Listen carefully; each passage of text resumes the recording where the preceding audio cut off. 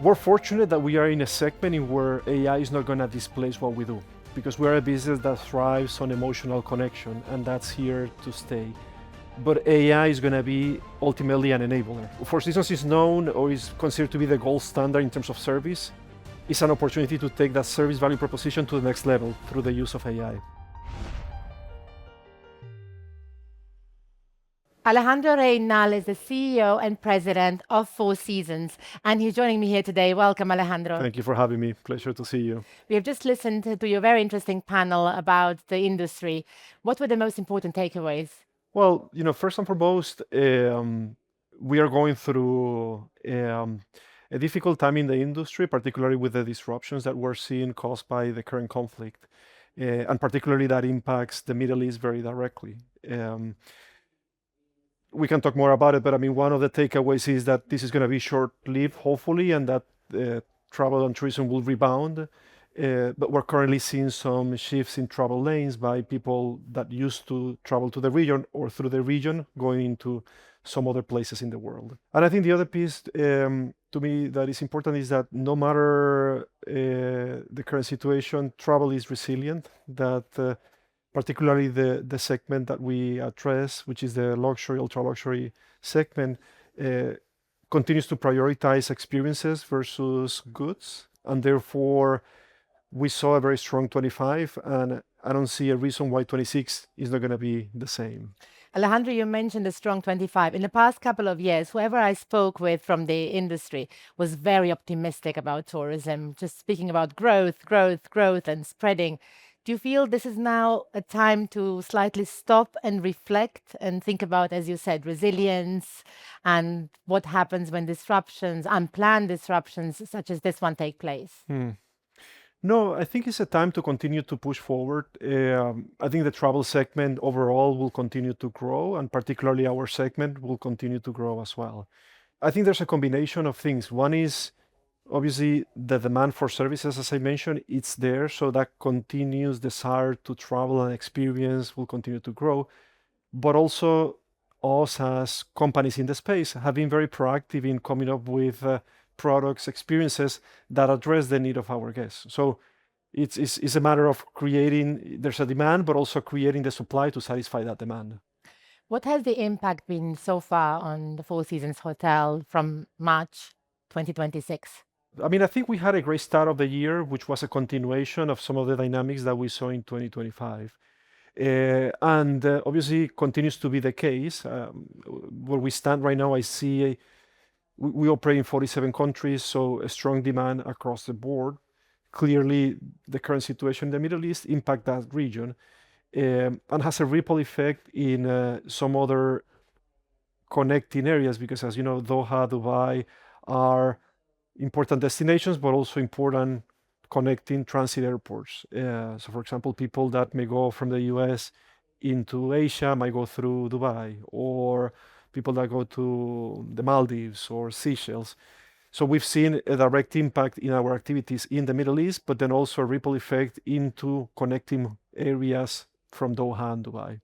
Has it, in your opinion, shown a little bit of a lack of resilience when it comes to relying so much on the couple of airports you've just mentioned? Yeah, I mean, I think that's an interesting thing to think about for the future in terms of how other airports could play that role as well. Because it is true that the level of, and again, this was very visionary from UAE and Qatar in terms of having such strength in Doha and Dubai from a connecting perspective, and they have amazing airlines, therefore driving that. But it is true when you have a macro geopolitical event like this, the disruption that it creates is significant. So I think, again, I don't think at this stage the solution is there, but there's going to be probably some work, and people are going to start thinking in terms of how do those connecting hubs are amplified, diversified, so that there's not so much concentration in a few cities in the region. Four Seasons as a brand is one of the pioneers of spreading from hotels and resorts to branded residences and offering a full lifestyle. Can you talk about it? Yeah, yeah. We've always been very much focused on doing things that are geared towards our guests and really understanding been very guest-centric in terms of the things that we come up from an experiences product perspective. And we have always been a hotel and resorts brand. And for us, clearly, always the aspiration has been to be the very best hotel and resorts brand in the world from a luxury perspective. But what we realize is that our guests want to experience more. And given the power of the brand equity that we have, we thought that creating a luxury ecosystem around the brand through things that address the needs of our guests made a lot of sense. So our first natural extension was into branded residences. So people have experienced the brand through their stays. Why not living with us? So they stay with us, they can live with us. And what we try to replicate in the Four Seasons branded residences is a very similar experience to what they have from a service perspective in the hotel. And then the next iteration was, if they stay with us, live with us, they can travel with us. And therefore, this concept of our travel or journeys business. And there we have now the Four Seasons Private Jet, which has been a very successful program around the world. And last week, we just launched the Four Seasons Yacht, which is replicating the Four Seasons experience at land, at sea. And ultimately, this is, the sort of the concept. I mean, how through one brand, we can create this amazing network of experiences for our guests.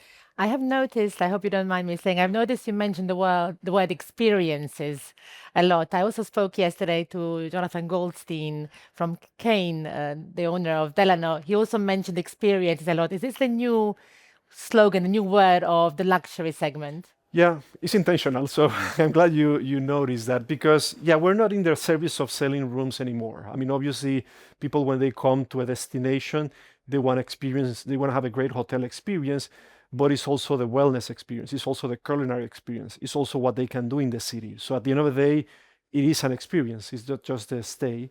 And then when you think more broadly from outside the hotel, then it's perhaps the private jet or the yacht. And it is more and more curating, and that's particularly something that our guests look for, a curated, unique experience that the brand can offer to them. So it is an experience at the end of the day. We talk a lot about AI here at the FII. Do you feel AI is playing an important role inside your company? Starting to, and it will do more and more. We're fortunate that we are in a segment in where AI is not going to displace what we do, because we're a business that thrives on emotional connection, and that's here to stay. But AI is going to be ultimately an enabler. I think for the things that we do, which is providing a genuine personalized experience to our guests, the use of technology, data, and AI is going to enable us to personalize the experience even further. So I think it's Four Seasons is known or is considered to be the gold standard in terms of service. It's an opportunity to take that service value proposition to the next level through the use of AI. How many people does Four Seasons employ currently? We employ close to 60,000 employees. We are in 47 countries, 135 properties. Any new markets you're eyeing? Again, with the concept of intentional growth, when I look into the globe, there's interesting opportunities in the Americas, interesting opportunities in Europe, interesting opportunities in the Middle East, APAC. So it's all around the world, but again, very intentional on what assets we can bring to the portfolio that are going to enlarge the experience that our guests have with us. And how about Miami?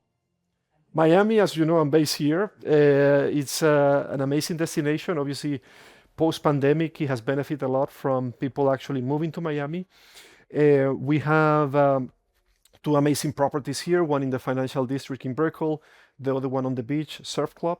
And what we have been doing, given the demand for Miami, is expanding our branded residential offering here, both in Miami Beach, and now we're opening a project in Coconut Grove as well. So we're doing very well here, I have to say. And just to sum up, the theme of this year's FII Summit is Capital in Motion. What does it mean to you personally? Well, for me, it's around being smarter on how do we all invest in driving the right opportunities for growth. And for me, capital, it's both hard capital in terms of the money that you invest behind the assets, but also human capital. I mean, I cannot stress enough that we wouldn't be where we are without the 60,000 employees, making sure that they provide the right service, And for that to happen, I mean, there's a lot of things that the infrastructure in the locations in where we operate needs to be. It's meaning, again, whether it's schools, whether it's hospitals, whether it's housing.